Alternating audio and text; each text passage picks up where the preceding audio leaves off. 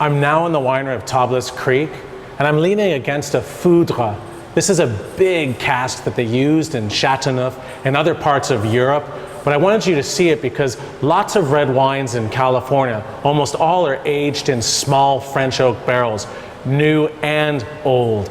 But here, they're sticking to the tradition of Châteauneuf, like the owners of Tablas Creek, the owners of Beaucastel, and they're using foudre. So let's go taste the wines. I'm now in the tasting room of Tablas Creek with winemaker Neil Collins. And Neil, I got to ask you, I really enjoyed the tasting. Whites, rosés, reds. What style are you looking for in your wines? For me, in the years I've been making the wines here, my goal has always been the same. My goal has been to produce wines that are as true reflections as possible to the piece of land that the two families chose to grow on. So organic farming, native yeast, native mallows, big wooden tanks, neutral wood. Wines that are pure expressions of a very special little piece of property in Paso Robles. But some people might say, oh, they're a little bit in reserve, a little bit austere, which, by the way, I really like. I'm really liking that because delicious. You know, you taste your wines and you go, shit, where's the food?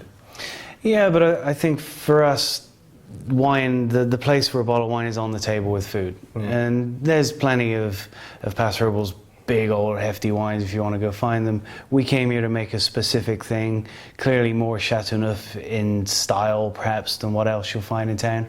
But again, first and foremost is an expression of the limestone, the hillsides, the terrain, the sunshine, the cool nights that we have here.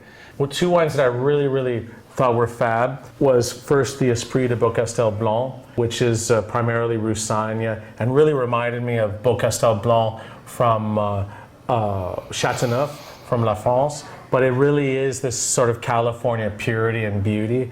And then the other wine that I thought was really cool was this wine called En Gobelet, and gobelet means head pruned in French.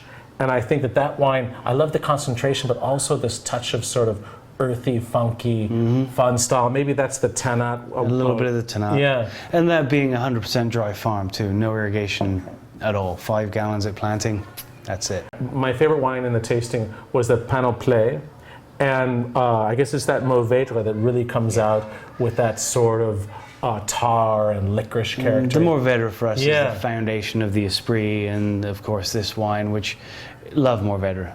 And it needs more age, 2 or 3 years. One of the things that we've seen across the board with the reds and the whites is they're all aging very well. The whites because of the Roussanne, the reds, the Mourvèdre, etc. Well, thanks again for the tasting. It was a great tasting, and congratulations, excellent wines.